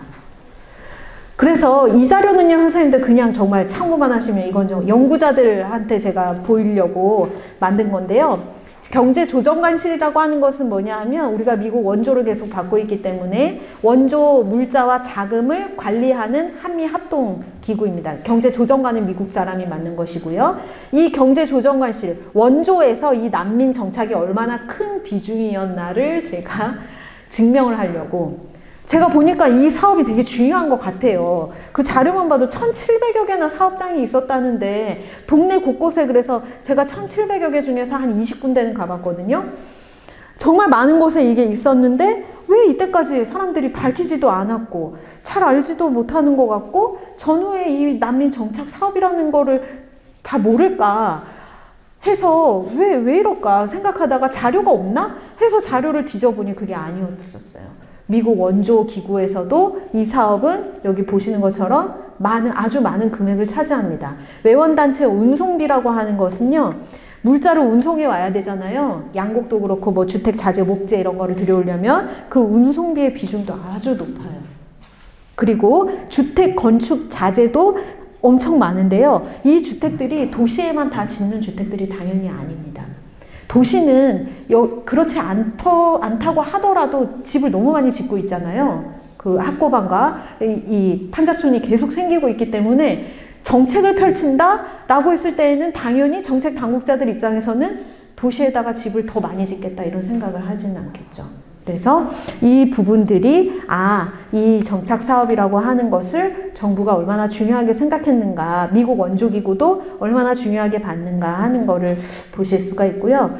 아주 전남 장흥이라고 하는 곳이, 혹시 고향이신 분 계신가요? 고향이나 친척이신 분? 전남 장흥 얘기하니까 요즘에 많이 부각되고 있는 지역이죠. 아시죠? 네, 한강 작가 부친의 고향입니다. 한강 작가는 장흥에 여러 번 왔다 갔다 하기도 했었대요. 어린 시절부터 물론 한강 작가는 광주에서 태어나서 장흥에서 가장 가까운 큰 도시는 목포도 물론이지만 더 큰 도시가 이제 광주여서 광주에 나가서 공부를 한 거지만, 그 작가의 아버지 한승원 작가는 제가 여기 생가도 가봤거든요. 한승원 작가. 장흥은 그래서 여러 문인들이 많이 있는 곳인데, 이 난민 정착 사업장도 아주 큰 규모로 있었던 곳입니다. 간척지 이제 사업을 하는 것이었죠. 그래서 여기 이제 소를 끌고 오는 이런 모습들이 장흥군청에도 자료가 있어서 이제 가지고 왔었습니다. 그래서 그렇다면 이 정착 사업이라는 게 뒤에 어떻게 됐을까 궁금하시죠, 선생님들? 그래서 다시 제가 사회형 얘기를 꺼내게 될 건데요. 이 얘기가 갑자기 왜 나오냐 생각은 하실 수 있을 텐데, 이 부분이 이제 이 정착 문제 때문에 연결이 됩니다. 왜냐하면요, 불황하단속이라고 하는 자료를 제가 가지고 왔어요. 난민이라고 했을 때 지금까지 큰 규모로 차지하고 가장 이 정책의 핵심이 됐었던 분들이 전쟁 난민, 특히 복귀 불능, 월남하신 분들이었는데, 60년대에 가서는 특히 5.16 쿠데타 이후에 새롭게 이 문제시 삼는 사람들이 있습니다. 많이 보셨죠? 나는 깡패입니다. 이거 들고 다니는 사람, 실업자도 많고 불황하는 사람들도 많다라고 하는 것들을 이제 매스컴에서도 여러 번 나왔었는데요. 이 사람들에 대한 정부의 이제 문제 의식이 생기는 거죠.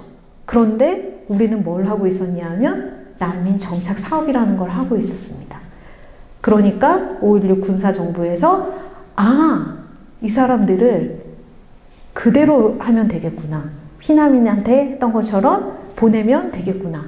그래서 정착 사업이라고 하는 것을 대상을 바꾸게 됩니다. 그래서요. 그 전에 제가 이제 불황인 통계를, 이거는 제가 이제 학생들한테는 특히 좀 많은 생각을 하게 하지 않을까 해서 보여주기도 하는데요. 전체가 한 800명 정도인데, 그러면 그 당시에 왜 돌아다니는 사람이 그렇게 많았을까요? 50년대에도 물론 많았는데요. 왜 60년대에 가서 특히 문제가 된다고 했었을까요? 문제가 된다고 하는 측면도 있습니다. 실제 문제일 수도 있는데요. 문제라고 하게 되면 문제가 되죠. 그렇죠? 정부가 이게 사회 문제예요. 이거는 우리한테 가장 심각한 문제예요. 언론에서 막 보도가 계속 나와요. 그러면 문제가 될 수 있습니다. 우리 지금 현재 사회에서도 정부에서 이게 제일 정말 심각한 문제입니다. 우리한테 계속 노출이 된다고 하면 정말 심각한 문제처럼 다가오잖아요. 무엇보다 심각하게 우리한테 다가오는데, 이 당시에는 이 길거리에 있는 애들이 제일 문제입니다. 그래서 그러는 거죠. 이 이유가 이제 뭐였을까? 그럼 길거리에 있는 애들은 왜 이렇게 돌아다니게 됐을까 하는 것입니다. 그래서 이유를 제가 좀 보고 싶어서 일일이 찾아볼 수가 없잖아요. 통계가 이제 나와 있는 자료를 보니 집이 있는데도 이제 불황하는 경우, 빈곤이거나 가정 불화이거나 하는 경우 많죠. 고아인 경우 당연히 많고요. 불황하게 된 원인 중에는 계부나 계모의 원인도 많습니다. 부모 이혼이 원인인 경우도 많이 있습니다. 불황할 때 한 일을 보면 구두 닦기나 걸식, 뭐 기타 여러 가지 등등 나쁜 짓도 많이 하죠. 소매치기 이런 것들도 하고요. 그리운 사람을 보니까 뭐 어머니가 당연히 많은데 형제도 있고, 좋아하는 것을 보면 이제 어린 아이들이 많으니까요. 돈을 좋아한다. 먹을 것 좋아한다. 이런 얘기가 있습니다. 그런데 제가 여기서 한 가지 놀란 것은 불황 생활 때의 회고예요. 이 통계는 지금 시립아동보호소 시설에 이미 들어온 거죠. 더 이상은 불황 상태가 아닌 아이들인데, 그때를 회고하니까 어떠냐면 그리울 때도 있다고 하는 사람들이 200명이 넘어요. 재미있었다도 200명 가까이 있습니다. 한 절반이 넘는 수는 오히려 시설에 있는 것보다 그때가 더 나았다라고 생각했다는 거죠. 이걸 보고 나서 제가 신문 기사에는 이런 거에 대한 해석은 전혀 없습니다. 통계 자료만 나와 있는데요. 깜짝 놀랐어요. 그래서 이게 내가 그동안 가지고 있던 생각이라고 하는 게 과연 이때 내가 과거로 돌아간 그 현실을 잘 말하고 있을까? 내가 역사를 잘 쓰고 있는 건가? 이런 고민을 하게 되더라고요. 제가 막연하게 생각했을 때에는 시설에 들어가면 잘 됐지. 그러면 이제 돌아다니는 것보다는 당연히 낫지. 먹을 것도 해결되고. 당연히 그렇다고 생각했는데 이걸 보니까 그때가 더 나았다는 답을 하고 있는 거예요. 심지어는 굳이 약간 속일 수도 있잖아요. 지금 시설에 들어와 있고 조사를 하는 건데, 그러면 아이들이라고 했을 때는 싫어도 그냥 좋다고 해야 되겠다라고 하는 감정일 거라고까지도 생각을 하더라도 너무 많은 숫자가 그때가 나았다거나 재밌었다거나 그리울 때가 있다거나 이런 대답을 하는 걸 보고서 이 문제가 그렇게 간단하지 않겠다 하는 생각을 했습니다. 우리는 어찌 보면 국민이라고 하는 입장에서 이 문제를 보고 있지, 난민의 입장 또는 그 사람들은 과연 어떻게 생각했을까 하는 입장에서 내가 과연 생각을 해봤을까, 이런 고민을 하게 됐었습니다. 이 말씀을 왜 드리냐 하면요, 지금 현재 진실화해위원회에서 진실 규명을 해야 되는 아주 중대한 주제 중에 하나가 이 시설 문제예요. 50년대, 60년대 특히 아동보호소 보고서가 나왔습니다. 이미 인권 침해 사실들이 많았다. 그래서 이게 아주 최근의 일이죠. 다 지금 벌어지고 있는 일입니다. 그래서 제가 이게 우리 역사에서 내가 가지고 있던 생각이나 어찌 보면 편견이라고 하는 것들이 뭔가 현실을 잘 안 보게 하는 측면도 있을 수 있나 보다 하는 반성을 좀 하게 됐고요. 어쨌든 고아 불황인의 자활 정착 사업은 5.16 군사정부에서 이른바 혁명 공약이죠. 5.16 혁명 공약에서 세 번째가 모든 부패와 구악을 일소하겠다라고 했기 때문에 그 부패와 구악 중에 이 불황인이 있습니다. 보시면요.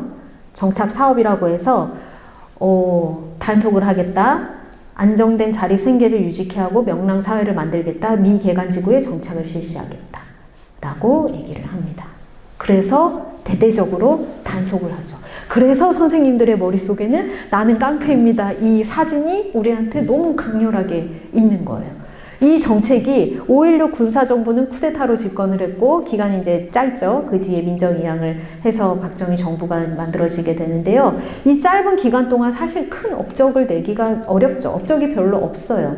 경제개발 계획도 이전 시기에 있던 것이었고 그 중에서 아주 잘했다라고 평가하는 정책이 바로 이 불황인 정책이었거든요. 그래서 그 사진이 우리한테는 너무나 익숙하고 이 불황인을 단속하고 깡패를 단속해서 우리를 살기 좋게 만들었다 라고 하는 그 이미지, 그 서사가 우리한테 딱 박혀 있습니다. 그런데 제가 이걸 역사 연구로 하다 보니까 전혀 다른 이야기들이 나오기 시작한 것이죠.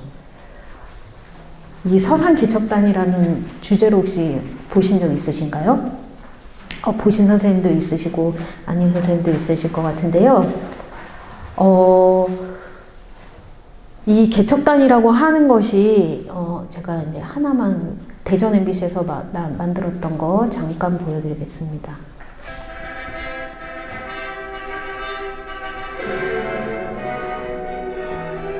충청남도 서산군 모월리에 있는 대한 청소년 개척단 광장에서 125쌍의 합동 결혼식이 있었습니다. 이들은 지난날 가족을 잃고 밝은 사회를 등진 의창고도 없었던 불황 청년들과 율락의 함정에서 헤매던 불우한 여성들로서 자립 자활의 길을 마련하기 위해서 이곳 정부가 마련한 보금자리를 찾아 정교하게 된 것입니다.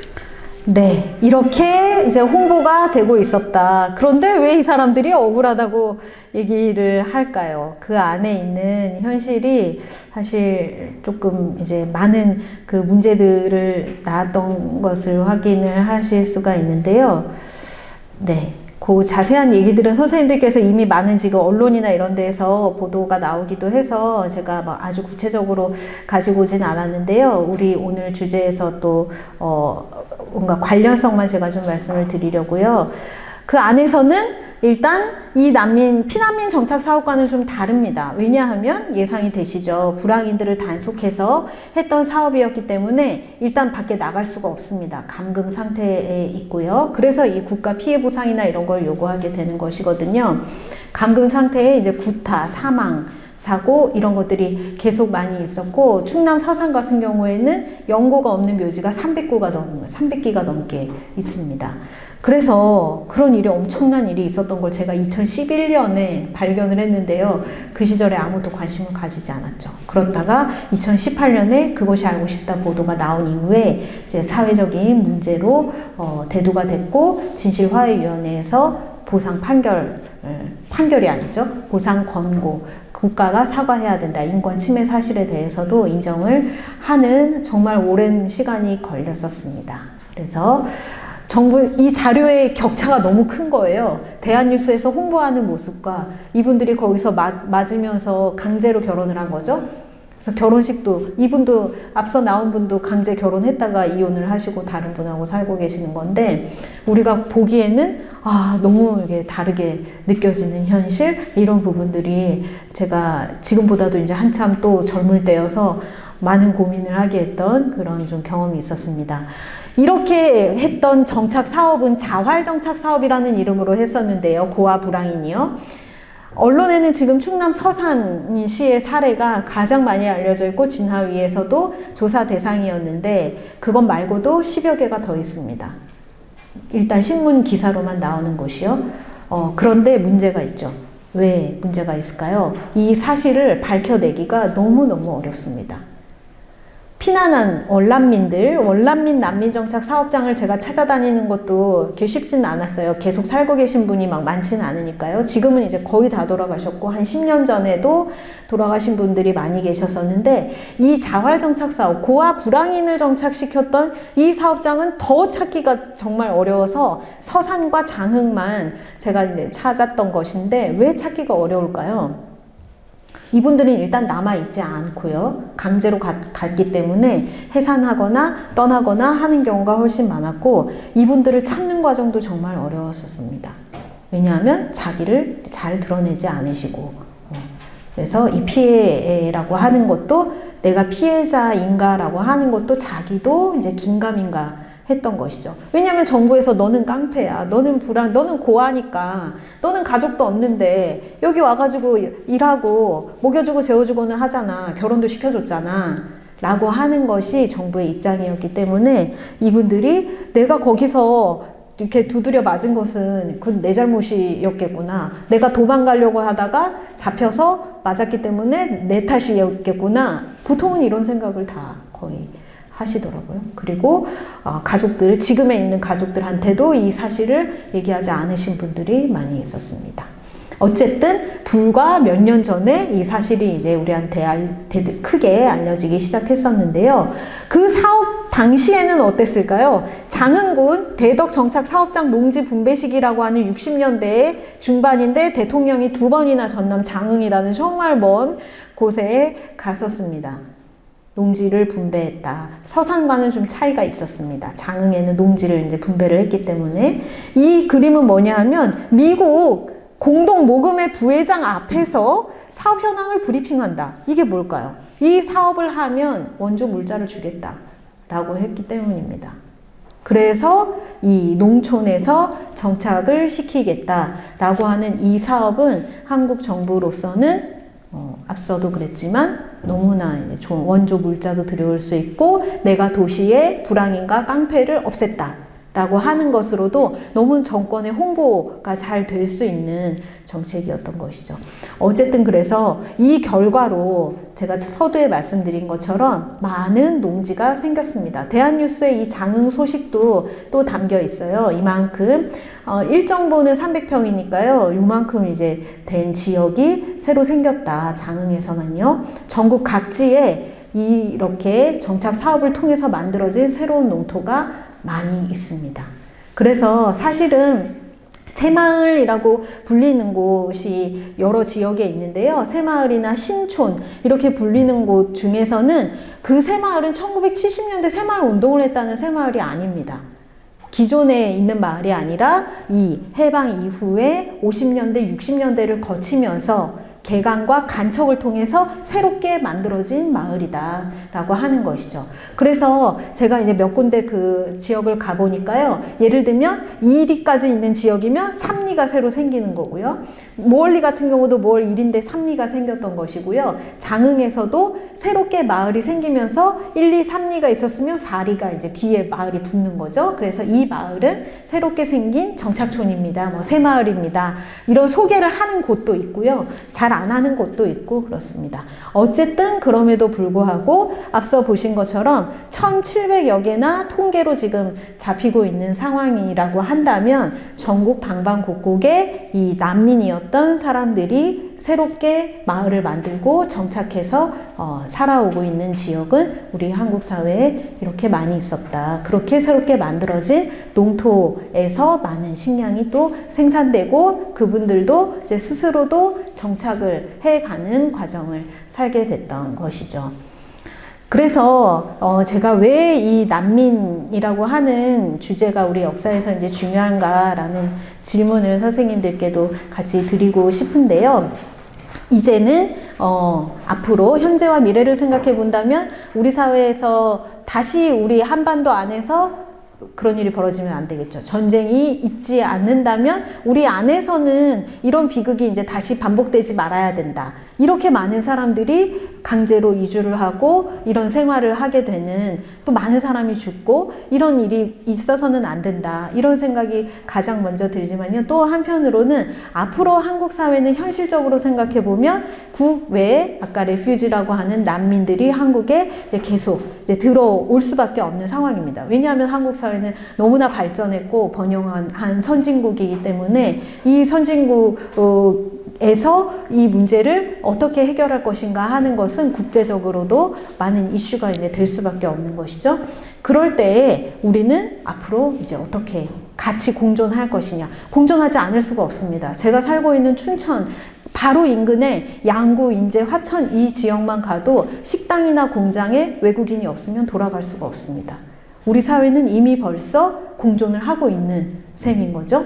그렇다고 했을 때 우리한테는 어떤 이 역사적인 경험이 도움이 좀 될 수 있을까 하는 겁니다. 낯선 사람과 같이 산다는 건 너무 어려운 일이죠. 제가 그래서 앞서 그 피난민 수용 때도 우리가 한민족이다, 동포다, 지금 동족 상잔의 비극이 나가지고 이거 서로 불쌍하다 이렇게 생각을 하더라도 똑같은 우리 민족이다 생각하더라도 너무 힘들었는데 아까 보셨던 것처럼 그런데 지금은 어떻게 보면 같이 공존해가는 과정은 수월한 과정은 아니죠. 그것이 꼭 우리가 완전히 차별적인 사람들이고 그래서만이 아니라 그 상황 자체가 사실 그렇게 양측 모두에게 이렇게 수월한 상황이 아니라는 것이죠. 그렇다고 한다면 우리는 어떻게 우리의 어떤 이 배경이 어떤 것이었고 우리의 역사는 어떤 것이고 우리의 경험 속에서 앞으로 이러한 서로 다른 사람과 공존하게 된다고 한다면 이 경험은 어떤 뭔가 시사점을 좀 줄 수 있을까? 이게 제 이제 고민이기도 합니다. 그래서 국내 난민의 경험으로 우리와 이제 공존하게 될 수 있는, 아니면 어쩌면 이미 공존하고 있는 국외 난민 문제를 같이 보면 좋겠다 하는 것이고요. 또 한편으로는 이 두 번째는 이것인데요. 강제 이주라고 하는 문제예요. 저도, 이 난민이 왜 난민이 됐을까? 국외 난민을 비춰보더라도 저 사람이 왜 우리나라에 오게 됐을까? 라는 것을 가만히 이제 생각해 보면요. 왜 여기 와서 우리한테 이런 어떤 면에서는 차별을 받기도 하고, 이 반대 시위를 하는 분들도 막 계시잖아요. 그런 것도 겪고, 난민 인정을 해달라고 한국 정부에 계속 요구하거나, 유엔 기구에 도움을 요청하거나, 이런 사람들이 지금 수백만 명 있다는 거거든요. 수백만 명, 수천만 명이 지금 통계로 나오고 있는 것인데 왜 그럴까 하는 겁니다. 그래서 그 문제는 그 사람의 문제라기보다는 그 사람이나 특정 어떤 지역의 문제일 수도 있지만 이것은 아주 역사적인 문제이다. 특히 앞서 보셨던 것처럼 우리가 겪었던 2차 세계대전, 남북의 분단, 한국 전쟁 이런 사건들이 이런 상황들을 만들어낸다. 아까 맨 처음에 서두에 제가 말씀드렸던 것도 난민이 근대적 현상이다라는 말씀에 지금 어떻게 보면 이제 마무리 정리인 셈인데요. 그 과정을 가만히 생각해 보면 우리 세계가 앞으로 어떤 방향을 만들어 가야 되는 것인가, 이런 난민을 계속해서 만들어내는 이 원인을 사실 만들지 말아야 되는 것이죠. 그렇다고 했을 때 우리가 가야 하는 미래는 무엇일까, 이런 것들을 역사를 통해서 생각해 보려는 것이고요. 또 한편으로는 이 난민 정착입니다. 정말 아무것도 없는 분들도 많이 계셨어요. 고향도 못 가고 조상님도 없고 가족도 없고 재산도 하나도 없고 맨 땅에서 시작한다. 이건 정말 어려운 일이라고 저는 생각합니다. 아무 기반이 없다라고 하는 것은 엄청난 상실감을 주게 되겠죠. 그래서 여기서 다시 시작할 수밖에 없다 라고 했을 때 그 의지가 어떻게 보면 한국 사회의 이 변화 발전에도 저는 분명히 기여했다고 생각합니다. 그분들 중에서는 제가 보여드린 분들은 농촌에 정착한 그 난민분들이지만 고향이 이북이신 분들 중에서 정말 또 대단하신 분들도 많죠. 총리하신 분, 장관, 대학 총장, 엘리트로 사셨던 분들도 이제 많이 계시기도 한데요. 그분들이라고 사실 또 그렇게 다르냐 하면 그렇지도 않습니다. 물론 역할이 좀 다르고 지위가 다를 수는 있지만 고향을 잃어버렸다는 상실감, 이것은 죽기 전까지는 해소되지 않는 것 같다는 느낌이 많이 들더라고요. 제가 그분들을 만나 뵈니까요. 어쨌든 그래서 한국의 전후복구나 개발의 역사도 다양한 측면에서 또는 난민이라고 하는 어떤 시선에서 볼 수도 있지 않을까. 그래서 앞으로는 뭔가 어려운 조건에 우리가 놓여 있을 수도 있지만 우리가 서로 다른 존재를 맞닥뜨렸을 때 무작정 뭔가 거부감이 드는 게 저는 문제라고 생각하지는 않습니다. 그건 자연스러운 현상일 수 있는데 그것을 지혜롭게 잘 풀어갈 수 있는 우리가 사회 문화적인 이 분위기를 만드는 것, 관계를 서로 만들어가는 것. 내가 이런 경우 많이 있어요. 무슨 말이 있었냐면요. 옛날에 저기 피난민하고 사람하고 지나가네? 이런 말을 했었습니다.